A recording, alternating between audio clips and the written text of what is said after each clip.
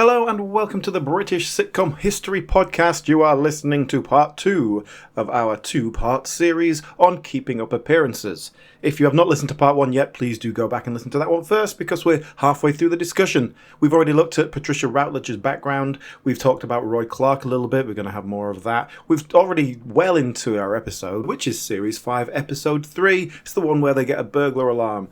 Hilarity ensues when everything goes wrong, of course.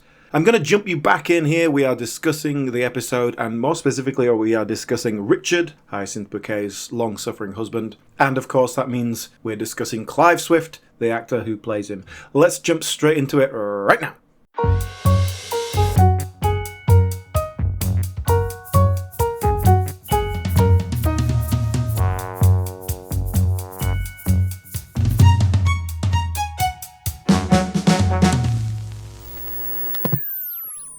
So having talked to the postman and discovered that there's no present from Richard, rather than assume that Richard has forgotten, she assumes that the post office are at fault. So she's on the phone to the post office complaining about this lack of a delivery.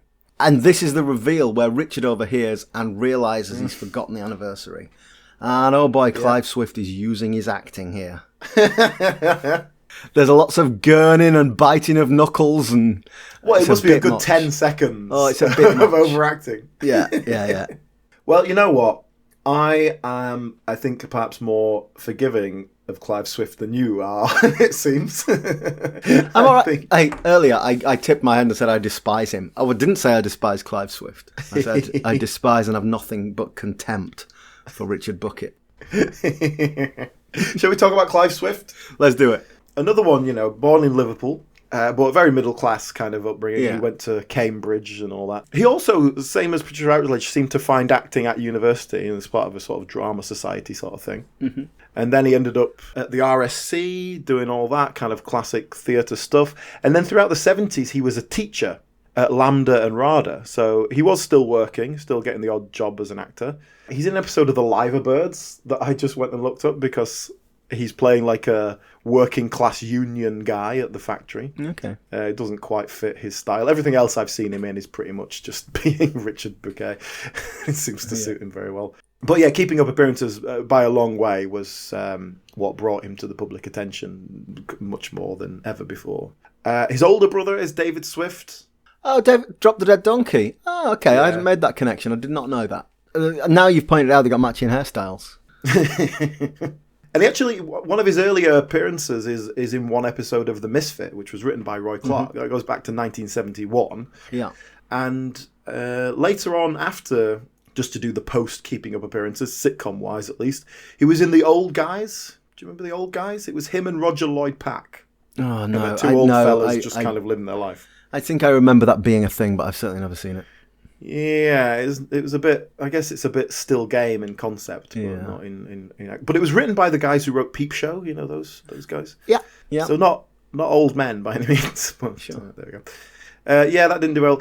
One of his later appearances actually was in an episode of Cuckoo as well. Okay, right. You're a bit more familiar with that. I've seen Cuckoo. So he was working quite late on in his life. He died in 2019. Okay. But yeah, I mean, keeping up appearances is the first and sort of last line of his obituary, really. Mm-hmm. It's what he's known for. Well, like I say, I was a bit unkind to Clive Swift a minute ago, but I'm not really knocking him as an actor. I think I was using it as an example of the point you were making about the acting in general, all being a bit broad. Well, I think Clive Swift's performance is underappreciated. If you look at... Bear in mind, what you get in the script is what he got given. If you look at that character, if you look at what he actually has to say, there's not a lot there. And I think the fact that he makes this such a rounded character out of it is really quite fantastic. And I think it's it's underappreciated, but a big part of the success. Because without him there, what is Hyacinth Bouquet? If he is just simply a yes man, if he just constantly going, yes dear, it's not as interesting. Yes, I would have liked a little bit more, perhaps, conflict between them, or at least him sort of standing up for himself, getting an occasional victory or something. Yeah. I would have preferred more development there. But I think given what he's given to work with, Clive Swift does as much with that as anyone possibly could. And I think that is to be praised. I can't really argue with that. But I think that's a good point about him getting the occasional victory. I'm gonna ready with the drinking game. It's a bit like Steptoe and Son.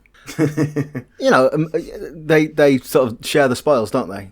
They get wins here and there, and that's the drama of the show because you don't know how it's gonna end. Richard gets nothing. Hyacinth completely overrides him. She never hears him, even when he does occasionally snap, and he kind of, he'll sort of speak up a little bit, as if to say, oh, I'm going to, the worm's turn, I'm going to actually say something this time. And she doesn't berate him, she just doesn't even hear it. Yeah, which you could have a lot more fun with that. If he kind of cottons onto the fact that she's not listening, he can say whatever he wants. And really sort of slag her off. That's a pretty bad joke as well. But... yeah, but at least it's a different one to the one they usually do. Yeah. We have a little kind of almost character development when he gets sort of forced to take early retirement and he has to face the fact that he will be with Hyacinth 24 hours now. Mm-hmm.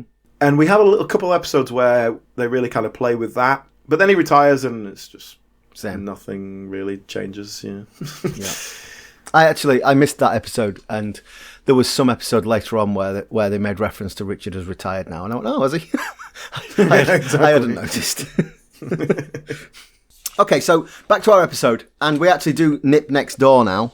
So Emmett's playing the piano, Liz is arranging flowers because that's what she does, and there's a bit of gossip about a local burglary. And this is really interesting because this sort of is a bit of a setup for the rest of the episode. So one of the houses in the street has been burgled twice in 3 months, and Hyacinth regards this as pretentious, attention-seeking. I do quite like this. Even burglary, she managed to make it, a social climbing I did like thing. That. Yeah. Why haven't we been burgled? Why are we not good enough to be burgled? Yeah, basically. I did like this.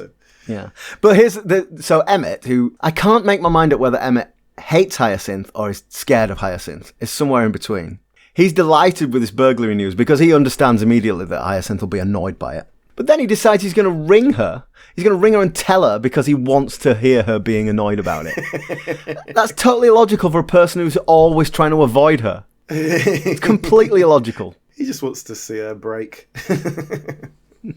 But yeah, Elizabeth and Emmett here. In the first series, we have Elizabeth the neighbour. She is the put-upon neighbour. She just kind of does as she's told whenever Hyacinth shouts and gets very nervous around her.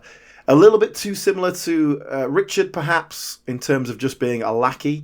But it means Hyacinth is surrounded by these couple of people who do her bidding. But I think that, I don't know if this develops as it goes on, but I think Liz she's quite sympathetic towards Hyacinth. She seems to be the only person who actually has some affection for her. Especially when she's talking to Emmett. She's kind of, she's not so bad. Yeah. I'm not going to say she likes her. That's too strong, but it's as close as she has to an actual friend. She doesn't particularly try to avoid her in the same way that people do. Yeah. She takes it. She's like, oh yeah, I'll come round for a coffee, and she just gets nervous around her. And in the first series, I definitely was getting a couple of little flashes between her and Richard, which I think were written as, kind of a joint empathy for each other's plights. But I was thinking, is there a little, some frisson here, a little frisson? And I didn't think it was going to go anywhere further than that. But in fact, they pulled back from that. In Series 2, they introduce Emmett, who, as it transpires, is Liz's brother. He's gone through a messy divorce and he's just come to stay with her. Well, we have a whole episode, don't we, where Hyacinth is speculating that Elizabeth has got a fella, and it's scandalous. Yeah. So we have that whole thing where instead of just going and knocking on and asking, she speculates and gets binoculars out and, Which is fine, that's good comedy fodder. And if that had been a one-episode guest, and then the next week he's like, oh yeah, he's moved on, he's found a new place to live, that would have been fine. Unfortunately, he sticks around for the next 4 years. 38 episodes. Yeah. Which while her husband's still working away. Yeah, exactly. Why couldn't that have just been her husband? I don't know. There's no logic to that. Why didn't her husband just come back from wherever the hell he's been in prison? We all know what working away means. But then we have Emmett. What does he add? Because even in this episode, we see him, he sort of takes Richard out for a drink, but he never becomes Richard's ally. He never becomes like the secret kind of person that Richard can run off with or anything like that, like a couple of little schoolboys running away from the teacher. It never becomes anything, and I just don't know why you add that character if you haven't got an idea what you're going to do with them. And then even if that becomes something else, that's fine. But what made Roy Clark go, yes, here's a new character, I'll put that in? Yeah. What is this? I don't get it. And he's weak. And it really annoys me because Emmett, of all these characters, has the least to lose in telling her to just get stuffed. I have no idea why he never tells her to get stuffed. And what it feels like we're building up to the whole time is that he's the musical guy, and so she wants to impress him with her singing. Yeah. A repeated line, "Oh, I can't go out, she'll sing at me, she always sings at me." He goes out and she goes, "Ah," and then he winces, walks away. Like, what? massive dramatic Who cares? wince. Yeah. She's a bad singer. But then what we never quite get to is that he's running like the local amateur dramatics thing at the church hall, and she wants a part. We have one episode where we really get into that, and he's rehearsing the boyfriend, and she kind of starts bothering him, trying to get a part, and it goes nowhere because he's already cast it by the time she finds out. There's no part for her, and all that happens is she sort of sings, and then she turns up at rehearsal, and sort of they all hide in the basement. It's like, here's a setup. She's bothering him to get a part, and he has to make an excuse or eventually give her a part, and then we have that. That's the next episode where she's in the show. Just do that. If you're going to do obvious stuff, do the stuff. Stop cut and paste the last episode. Mate, this might be... this might be the most negative we've ever been about anything. Honestly. And I don't even dislike it that much. I just don't know why. It's just weak. I'm going back to the episode.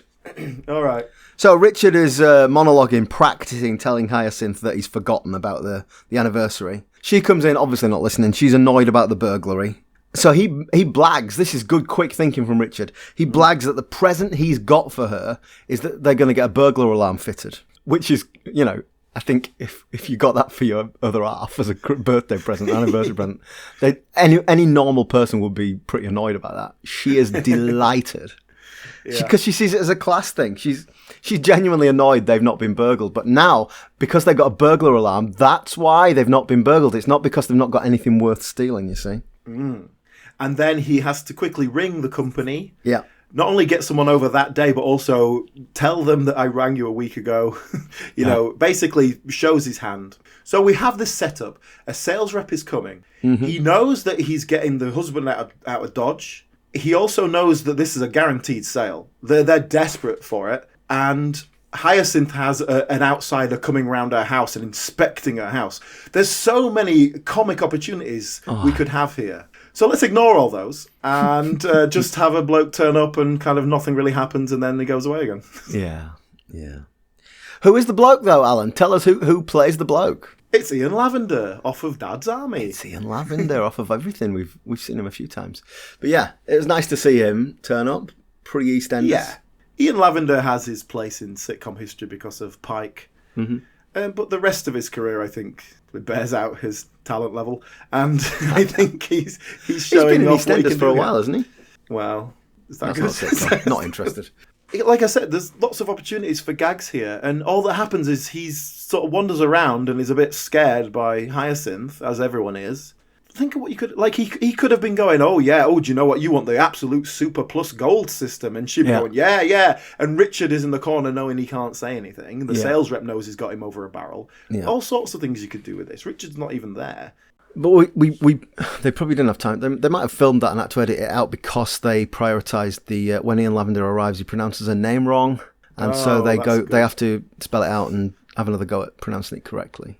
That's a good gag. You would hate to miss that. or God forbid we miss the Daisy and Onslow situation. Yeah, I'd forgotten about them. Yeah, whatever the hell they're doing. Which is over by now, by the way. They've done that bit. The vicar turned up and they did some sort of weird exorcism thing. That was it. Oh, but I want to talk about set. First of all, I want to talk about that scene where the vicar turns up at Daisy and Onslow's. They go up the stairs. Uh-huh. Now, we've never seen the stairs/corridor before, I don't think. Okay. That's kind of new. But we specifically see them walking up the stairs. And clearly those stairs are freestanding and the fake walls are just attached to them because everything wobbles a lot while they're walking up the stairs. I didn't notice that. So a very basic thing. But then... during the sales rep scene where Ian Lavender is walking around, this is actually, if you watch it, very complicated. They're going around the entire bungalow and from room to room, and we see the full set from lots of different angles. Yeah. And I don't know if that could have all been filmed in one. They might have had to sort of stop and cut and put a wall in and that sort of thing. But it does seem needless, for what we actually get. Essentially, all she's doing is following Ian Lavender around and bothering him. That's it. Yeah. That could have all been done in one room, really. Yeah, probably. But an interesting bit of filming. And I wanted to talk about the set, because I think set and location filming in general on the show is really good. The sets are all very well inhabited.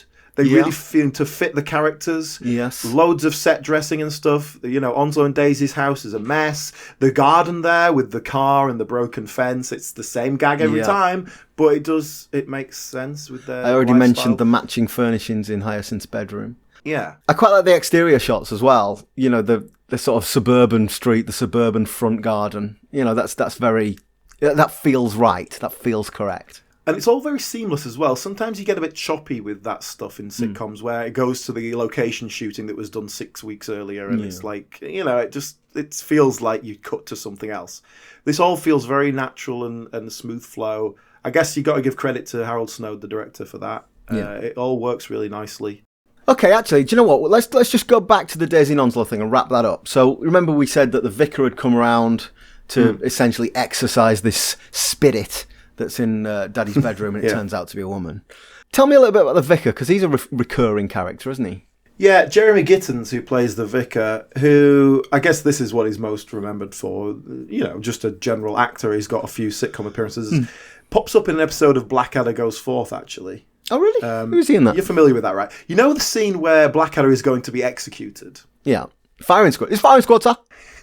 Yeah.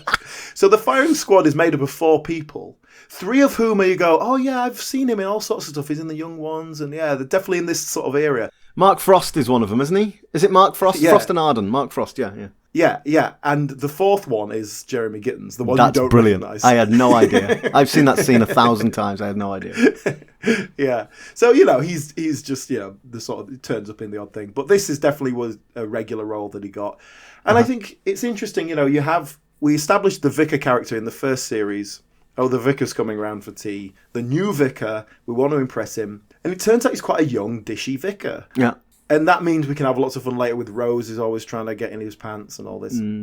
But then, as is the way with Roy Clark's writing, I guess, he goes from being like 1 episode to 2 episodes to, let's put him in every episode by the end of this. Yeah. By the end of the thing. But it's not, let's expand his role. Let's repeat his role. Let's do the same thing again. Yeah. Speaking of the same thing again, like in this episode, Rose... he knocks on the door. Rose rightly fancies the dishy vicar, and when he knocks on the door, she opens the door and literally grabs him and pulls him in because she's a sexual predator, you see. And let's talk a little bit about Rose, the character of Rose. I mean, essentially, it's pretty one-dimensional. She's a bit of a slapper. That's it.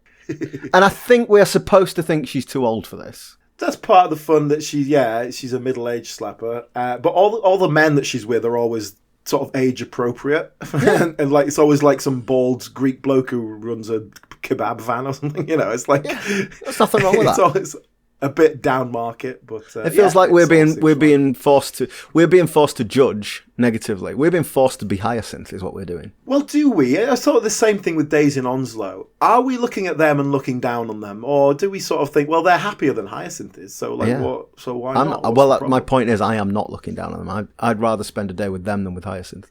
What about the cast change? So with Rose, as you said, she was played by Mary Miller for the first series by Shirley Stelfox. So Shirley Stelfox was in the first series and just sort of moved on, decided, I've got other things going on. Hollywood? She's best known because she was in Emmerdale for many years. Oh, I see. Fair more recently. I thought she might have been in a Mission Impossible film or something. So Mary Miller comes in the second series and just takes over the role quite comfortably, really. And there's not a lot to it. There's nothing there. Like, I got really nothing negative to say about Mary Miller, but it's just like she just does the same thing, and it's very simple, and there's nothing there really. Mary Miller is best known as a musical theatre actress. That was her primary career. So this is what she's sort of best known for on TV. She was actually one of the original cast of Phantom of the Opera. Interesting. That no slouch. She was a pretty big deal in the musical theatre world. Yeah. She died quite young, actually. 1998, she died of cancer. Not much post Keeping Up Appearances, if she could have translated that into something else. Let's go back and finish this godforsaken episode. So, basically, we cut to the two boys who fitted the alarm coming out the house.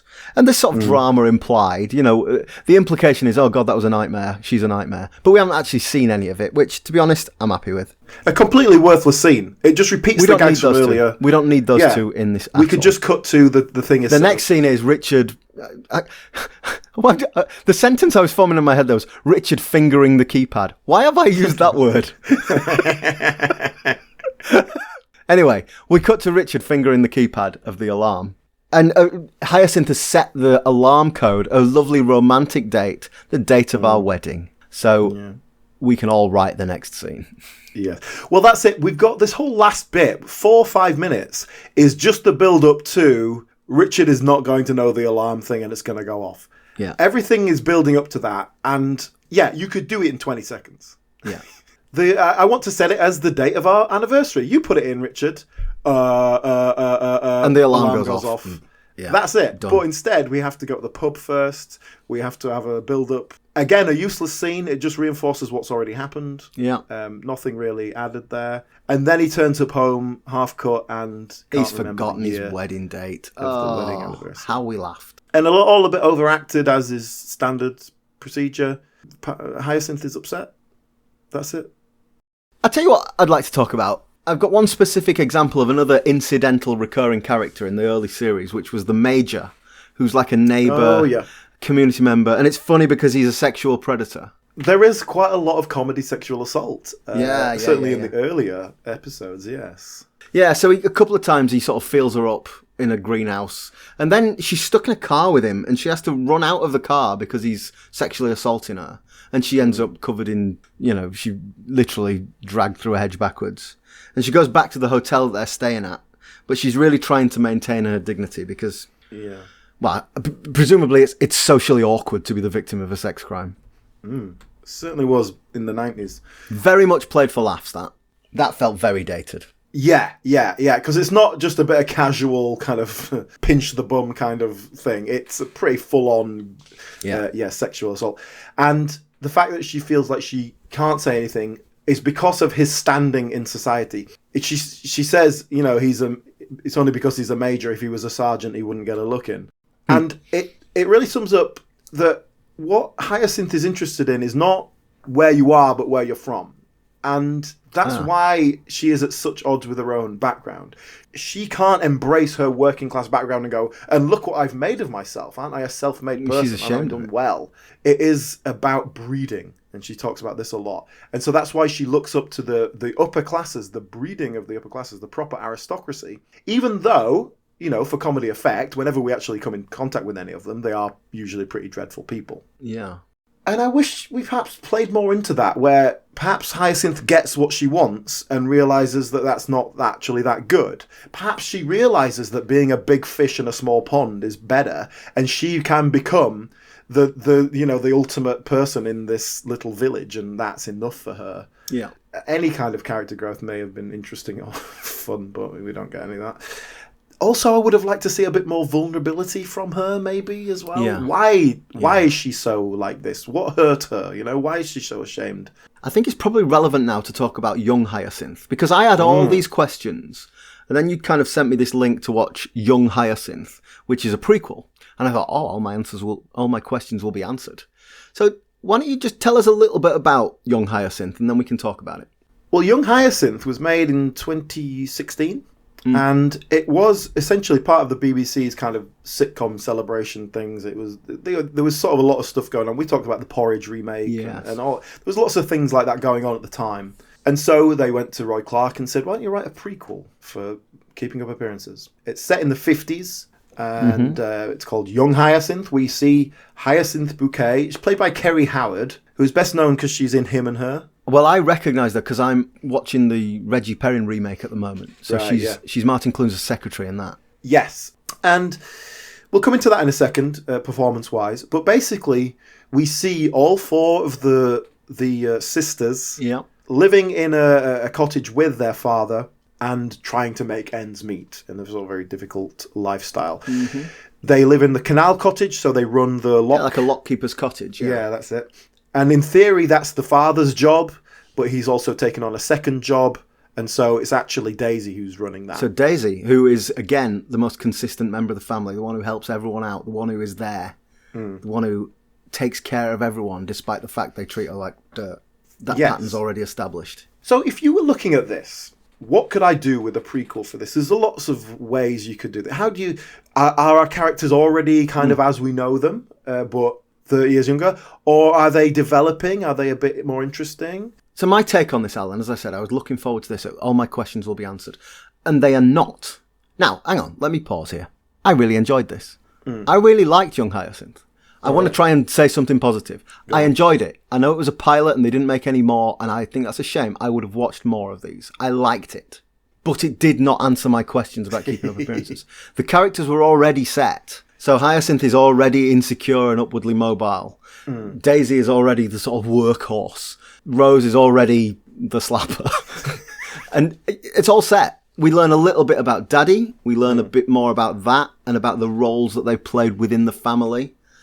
But the characters are already there. There's no sort of inciting incident that we learn about. Hyacinth herself, she works as a housekeeper at the big country home, and so she's been exposed to yes, these kind of this upper class type life. But again, wouldn't it have been interesting to start that with her first day, and she sort of like goes, "Oh, I like this. I'm going to start talking posh," and then you've got Violet, who is the oldest sister, and she's already doing quite well for herself, but they're not bringing it back to the family. The father, played by Mark Addy, who's which is the sort of most recognisable face. I like the thin blue lines, Mark Addy, but the wrong body shape for Daddy. A much stouter gentleman. It's supposed to be 40 years difference, but still, I was like, that can't be the same guy, but. Nevertheless, I do like Mark Addy, and it was good to see him. But doesn't really get a lot to do because he's basically drunk the whole time. He's either drunk or unconscious the whole time. Well, the daddy character in Keeping Up Appearances is supposed to be somewhat dementiated, so he never really makes much sense. And so they seem to have tried to go with that and just make it about being drunk instead. Yeah. But really, I didn't like it particularly. It felt like it was written by someone who had never watched Keeping Up Appearances for a start. Had just been given the character descriptions. It's a totally different tone. It's a totally different filming style because it's all filmed, on location and single camera filming. No audience. So it feels like a totally different style. It still feels quite weakly written. There's not a lot happening. And the actual story of the episode feels like I'm just setting up this world and these characters. Oh, it totally felt like a pilot. Yeah, definitely. Rather than it's a self-contained story in itself. It totally felt like episode 1 of something. Yes, agreed. Yeah. So the house where Hyacinth works, we see the married couple and they're bickering and they're both sort of having an affair with someone else. And at the end of the episode, they decide to stay together. And you think, okay, this is going to be interesting how this develops. But obviously it doesn't. I mean, if Roy Clark was writing it might not. We've probably just done the same thing every week. But nevertheless, I thought I'd like to see more of this. Yeah, okay. A couple of questions that were answered. Well, maybe. The accents. There was a definite decision made. They were all using or trying to use sort of Lancashire accents. They sounded like from Rochdale or something. Right, yeah. I did like the way that Hyacinth was trying to change facts with the force of will. Basically, there are lots of references to their mother, how she'd run off with someone else. No, she's not run off with someone else. Remember, she died in the Blitz. If anyone asks, that's what happened. So Hyacinth is trying to change the facts. She's already ashamed of her background. Yeah, Daddy's drunkenly falls into canal. Oh, it's his old war injury playing up. Yeah, so there's a scene where they're all in bed. There's like all 4 of them in 2 beds, and they're all sort of talking. And she says, "Oh, Daddy raised us alone." And one of the sisters says, "We had a different auntie every 3 months." And they're all like, there's only the 4 of us here. What are you talking about? But she's lying to herself. Exactly. This is not about what other people think. It's about it's about the story she is creating for herself. Absolutely. I suppose the other thing I will say about Young Hyacinth is that Young Hyacinth is a very good Young Hyacinth. It's a really good impression. Kerry Howard is doing a really good Patricia Routledge impression. I've spoken to a Lady Harkness. I must tell Daddy. Me, chatting with the aristocracy. She called me girl. She's got the timbre of the voice. She's got the mannerisms. It's a really good impression. Perhaps so, but I think that's not quite what you want for someone who's 30 years younger. It needs to have, I don't know, you need to bring something else to it. But yeah, I know what you mean.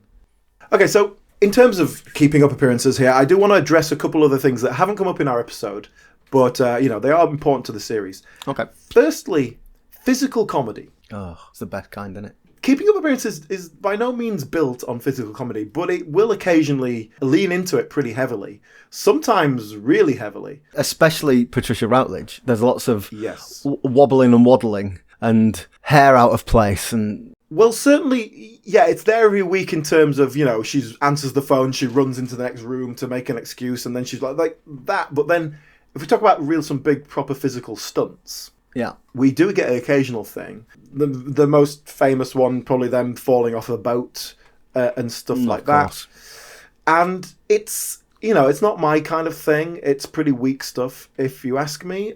But I will say, for its style, I think it's done very well. And they do a very nice line in stunt doubles here that are quite, passable stunt doubles. And there is a certain art to falling off something, hitting the ground, and not turning to face the camera at any point. And so that you never show that it's not their face. And then being able to film that in a way that doesn't make it really obvious. And I do think they do quite a nice job of that on Keeping Up. That's good stunt work. For what it's worth, yeah. We've not talked about Sheridan. What's the Sheridan. deal with Sheridan? So Sheridan is an unseen character. It's her son. Yeah. She talks to him on the phone. He lives with a man called Tarquin, yeah. which, is coded. That's obviously a gay person because no one heterosexual has ever called Tarquin. Exactly. I made one note about Sheridan. It says, Sheridan is homosexual. That was all I wrote down. I was like, talk about this later. We learn that Tarquin makes his own curtains. I mean, what more do you want? I mean, that could actually be an across-the-board euphemism for homosexuality. Yeah, have you heard about Jeff? Yeah, he makes his own curtains. So Sheridan is only ever on the other side of the telephone. We don't hear or see him. And the joke is that he only ever rings up to ask for money. But his mother thinks they have a very deep personal connection, which they may well do. I mean, they could have a good relationship as well. But then he always needs money. And and then there's just the occasional euphemism to him being homosexual, which Hyacinth doesn't get, everyone else does. And even Richard at one point, he says to her, he's like, do you ever think about why Sheridan doesn't go out with girls or anything? And she just talks about something else. She ignores him. She doesn't even, because she doesn't listen to what I say. And he just lets it go. So Richard knows. But it never goes anywhere. It's just a little gag. I think that's okay. That's one thing that doesn't need to go anywhere particularly. You don't need to resolve that. So she often talks about her candlelight suppers and inviting people to her candlelight suppers. And indeed, in the titles, she is writing an invitation to one of her candlelight suppers. Do we ever actually see one? Not quite, no. We see the setup of one. And other events as well, like... We see the riparian... Entertainments, yeah. What's it called? Yeah, riparian entertainments by a riverside picnic or something. But that's not a candlelight supper. It's not, no. And we never quite see it, which I don't know why not. Sort of, if we'd have finally seen one, that would have been fine. Perhaps they never actually happen. Perhaps she just likes planning them, and then no one ever turns up. No one ever actually says yes to the invite. Well, I was sort of I was trying to sort of picture what one would look like, and I imagine her, Richard, and one other person and 3 empty seats. That's kind of what I'm picturing. Yeah, Elizabeth. And that poor person just being absolutely terrified.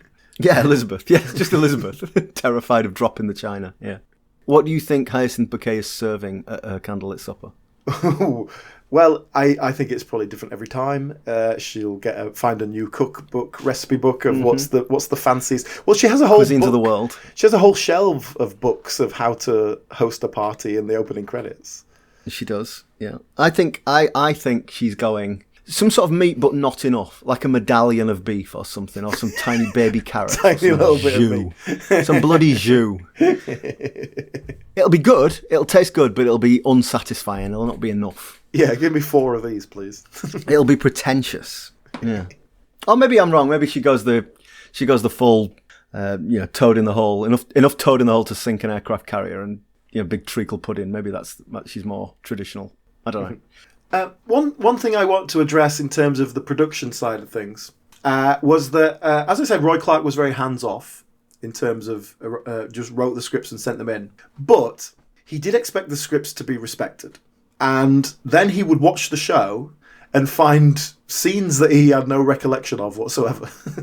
And it turned out that Harold Snowd, the producer-director, on set and like in the rehearsal process was rewriting things to make them fit. He said he found bits too silly and it was just wasn't working with what they were doing.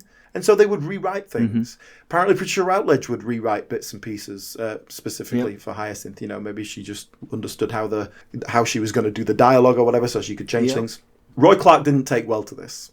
And it became a bit of a friction between him and Harold Snowd. And they brought in a third-party script editor to essentially be a mediator between them, but also to perhaps someone that they would both trust to, like, okay, if there's going to be rewrites, you do them. I don't want Harold Snowd doing them. Yeah. Now, the person who is credited as script editor from series 2 to 4, 1 and 5 don't have a credited script editor. So 1 obviously was when it was all falling apart. 5, I'm not sure about that.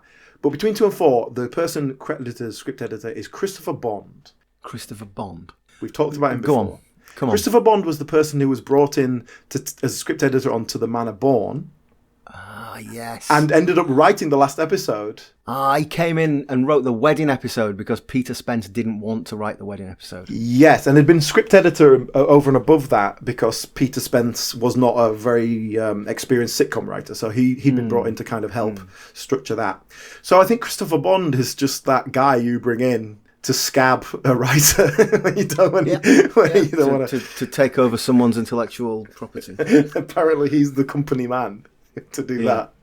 Yeah. But yeah, it was a clash between Harold Snowd and Roy Clark, and continues to be. I think when we see interviews with them like years later, and they don't seem over it. Put it that way. Yeah. Okay. Fair enough. You know what? You've mentioned a couple of times the titles, and I've consciously not gone into this because I did a bit of a deep dive on the books in the titles. So let's talk about the titles, and then you can indulge me talking about these books because it took me ages doing this research. So we have the opening credits. It's just a little 30-second encapsulation of the character. She's setting everything up. Everything has its place. She's setting up a candlelight supper. The invitations go out. Dusting the bookcase. Yeah, but then everything just goes a bit wrong. The books all fall off. She sniffs a flower and it's got a caterpillar on it. There's a huge caterpillar in the flower. Things are just not quite right and it's frustrating. And that sort of sums up the whole show, I guess. What about the music? It's sort of jaunty Gilbert and Sullivan type of... Jaunty was the exact word I used as well, so I guess that's correct here. It's not Gilbert and Sullivan, is it? Because it sounds like 3 little mates from school, are we? I hadn't thought of that, but yeah, it does have that kind of vibe. It works, though. I think it's perfect. Yeah, it does work. It does work. So can I talk to you about these books? Oh, yes. So there are several books that we see in the opening credits, and they're just a sort of very typical middle-class bookshelf. But you have done a deep dive. I paused, and I got on Amazon. I've been researching. Well, I'll tell you what is quite funny. I found all these books, or most of them, and a lot of the reviews on Amazon are, I only bought this because it was in Keeping Up Appearances. So I'm not the first person to do this. So the first thing is Guide to Allergy and Intolerance, £17.90. Wow, that's interesting. That's not something I would think you would even exist in 1990. Yeah, who cares? Exactly. You would think that Hyacinth wouldn't care if someone had got the runs the next day. Okay, here we go. Writing letters for all occasions, £2.64. How to win at housework, 15 pence. Now, hang on a sec, right. How is it 15 pence? Like, it's a book from 1980. How is it 15 pence? So this is really weird when you look at old books on Amazon. Some of them are like 50 quid and some of them are 50 pence. There is no logic to any of it. What was the how to write letters for any occasion? Writing letters for all occasions. That's good because she loves writing letters. This was one of those things that really sort of put it in a time for me. Waiting for the postman and stuff like that. Yes. And when the phone rang, it was important. Oh, this could be someone important, like it was ringing, so I better answer the phone. And and sending in written invitations to the woman next door just because I wanted to know that I use first class stamps. Yeah. Things like that does sort of date it. but it doesn't feel like old-fashioned. It just sort of, it's my childhood. I'll tell you something. I bet the Yodel delivery driver would tell her to get stuffed. Yeah, exactly. I'm on a route, mate. I've got time to keep. Yeah. Okay, here we go. Daily Mail household hints and tips. £3.33. I think we might have had that on our bookshelf when I was a kid. We definitely had like a Reader's Digest household hints and tips. We had a lot of Reader's Digest, actual, Reader's Digest books. But then we had a lot of sort of Reader's Digest classics, where it was all like Dickens books and Jane Eyre and all those sorts of things, in a matching hardback style. Yeah, in a sort of faux leather binding. Yeah. It always looked very nice. No one ever read them, but they look nice on the bookshelf. So. Okay, Flower Arranging by Rona Coleman. £45.82. What? £45.82. Firstly, how much? Secondly, where's the 82 pence coming from? What is that? There are a couple more. Last one I wanted to point out was Playing Cards by Roger Tilley, £2.80. And this is a book about card games. That's another quite... I think we used to have a book like that. I think. Yeah. Like because there was no internet. You couldn't Google the rules of whist. You had to have a book. You have a nice, sophisticated dinner party, then you all play bridge afterwards. Exactly. And who knows the rules of canasta? Page 45. Yeah, so presumably some production assistant was just sent out to go to the local bookshop and find... I would like to know how those books were assembled. Yeah. But it's good. It's good if you think about those titles. They're all addressing an element of Hyacinth's a nice variety of stuff. Yeah. It's good stuff. I think I was sort of... I was fully expecting those books not to be real, that some production designer had created them. Yeah. But they're all legit books. I spent about an hour and a half on that last night. I can't believe I wasted that much of my life. You could have watched 3 episodes of Keeping Up Appearances of that. Just to sort of finish off, I want to reiterate, because I know that we've really said it, how big a show this was. It was a real success. It was getting regular viewers in the 13 million kind of range. And it went out on Sunday evenings. Sunday night, wasn't it? It was last of the summer wine slot. Yeah, exactly. Yeah, it was like after Antiques Roadshow or whatever it was. It fits there, right? It's got that kind of gentle Sunday evening vibe. Definitely. And that's what it's for. We've been a bit negative about it, but like I said, I kind of enjoyed it, and I think you have to accept it for what it is. It is the same every week. And I want to just say as well that it was a huge success abroad. It's been sold. I think I read somewhere it's the most exported show of the BBC. Like they've sold it more times to more countries than anything else. And do you mean that people are watching the English version or they're remaking it? No, the English version just goes out. And I think there is something to be said for this show that, 80% of it will play if you can't understand what they're saying. You understand the emotions they're processing. There's a physical comedy. Like there's not a lot of subtle wordplay humour that you really need to have a good grasp of English. And I think there's something to be said for that repetitive nature. It's always the same. That means it plays well abroad. And I don't know if that's a compliment, but it sells. You sent me a clip of was it Dutch parody of this? Yeah. Talk to me about that. We'll link to it on the social media. As far as I could understand, it's a Dutch sketch comedy show, and they just opened the episode with a Keeping Up Appearances parody, a skit, in which it's their regular actors playing the different roles. And in fact, it's a man dragged up playing Hyacinth, which is strangely appropriate somehow. It seems right. But it's sort of played as if it's a skit, but it's basically a word-for-word remake of an episode of Keeping the start of an episode. Is it an original script? Like they've no, but ripped off? Or have they just made and pasted. Their version of it? It's just it's like the bits, if you were going to create the tent poles of the episode, that's what it is. Elizabeth comes round and drops the cup and all that. And it's barely even exaggerated. It's slightly exaggerated. But it really is slightly. Yeah. Dat boek was dan verleden te hartstikke. Oh, it's you, Daisy. Calm down, dear, calm down. Who is coming?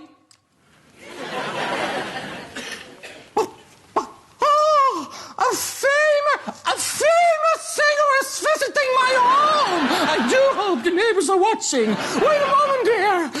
But that's interesting that a a Dutch sketch show can, Keeping Up Appearances must have been massive in the Netherlands for them to be able to do a satire of it. And it's in English. It's not in Dutch. It's subtitled, but it's in English. They're doing English. And there's like a Dutch actor doing a bit of a Jeffrey Hughes accent. It's quite good, actually. It's pretty impressive. Onslow, there are people in our bedroom. Oh, nice. Well, they're having a better time than I do. Look there. I can see them over there. Oh, Dave. They're the people from the Netherlands again. Again? Yes. And, after the show finished, there was talk of a potential spin-off with following Onslow and Daisy moving into like this big country house that they were looking after or something like that, called Mind Your Manners. M-A-N-O-R-S. Is that just because it was Patricia Routledge? Oh, Manners, I see what they've done there. Very clever. Is that just because Patricia Routledge was the missing piece of the jigsaw that had gone? Exactly. She didn't want to do it anymore. Everyone else would have happily done it. And it never happened. But it does seem like, from what I've read about it, it was genuinely considered. It wasn't just a sort of pie-in-the-sky thing. It was like they were talking about it. And I think everyone would have done it. Roy Clark said that the BBC held out because they hoped Patricia Routledge would kind of change her mind and come back. And by the time they realised that wasn't going to happen, it was sort of too late to do something new with it. And then we did mention this before, but there was one little bit of legacy. In 2010 they did a touring theatre version of it with Rachel Bell playing Hyacinth Bouquet. Oh, from Dear John. From Dear John. So we did talk about it back then. Yeah, Rachel Bell, who plays this sort of upwardly mobile, snobby woman in Dear John. Did a very good job playing Hyacinth Bouquet. When I've seen a little clip of her doing it, it seems really nice. And Gareth Hale as Onslow. Interesting. Off of Hale and Pace. It makes sense, right? Yeah. That adds up. I can see that. And there's Elizabeth, Kim Hartman, who was the woman in Allo Allo. Helga. The Nazi woman, yes. Yeah. So there's a few names in there. But here's the interesting thing about that. The stage show, Richard, the character, does not appear in the show. Oh. But he is sort of off stage, as in Hyacinth will sort of bellow things to him and that sort of thing. Because he doesn't actually add anything. So why pay an actor? Well, I don't know, because I think that's very harsh. But apparently the concept of the show is Emmett's putting on an amateur dramatic show and Hyacinth is the lead. And so it's like, that's the show. But yeah, to not have Richard seems like a bit of a slap, doesn't it? It does. Harsh. No, it does. I'm joking about it, but yeah, that's a big piece of the show missing. Yeah, but I'm sure they made it work. Well, look, I feel like I've been pretty negative about Keeping Up Appearances. Yeah. And in contrast, you've been also pretty negative. Yeah. Which is bad. I don't like just slagging things off. People like different things, and that's okay. And I think that's a really important point you made 5 minutes ago about how this was enormously popular. Mm. And, me saying I don't like something doesn't mean it's rubbish. It's just not to my taste. But the real problem above everything else that I have with this is that I don't like Hyacinth Bouquet.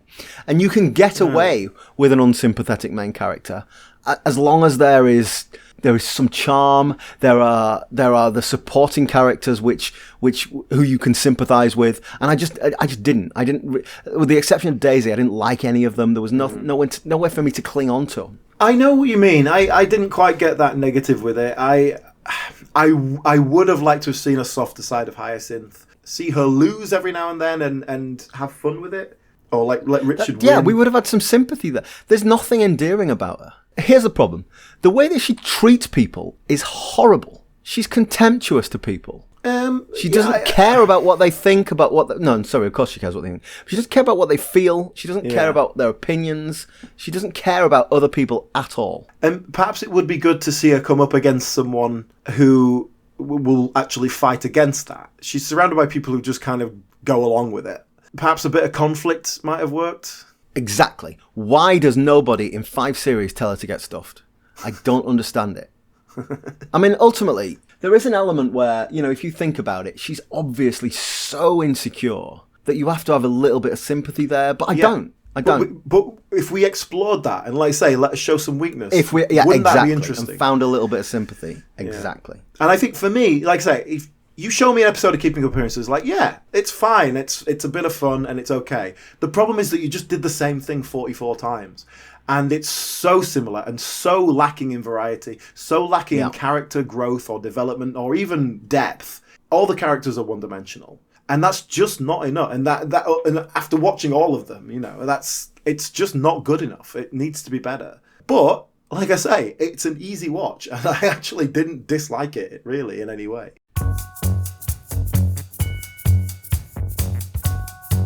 Well, I think we have summed up Keeping Up appearances to our satisfaction or to our dissatisfaction. So next week we're taking on something a little bit different. In fact, it's totally different. We're going into slightly anarchic territory with Whoops Apocalypse. A sort of obscure, it's kind of a niche interest thing from the 80s. It's a very Cold War. Well, we'll get into it next time. In the meantime, if you'd like to follow us on social medias, we are on Instagram and Facebook. What's the address? At BritCompod, or on Facebook, the British Sitcom History Podcast. Thank you very much for listening, and we shall be back again next time. See you then. Goodbye. Bye. Bye.